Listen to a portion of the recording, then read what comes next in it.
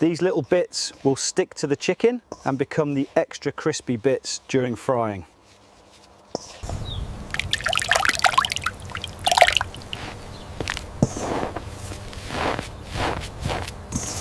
Dip it back into the buttermilk briefly.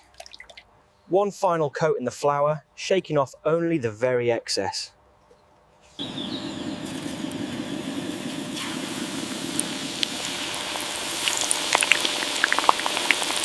Fry for 12-15 minutes until deep golden brown. Internal temp, aim for 165 degrees Fahrenheit, 74 degrees Celsius.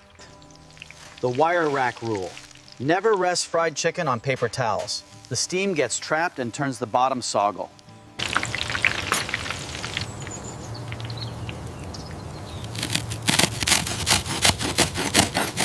Actually, it's better.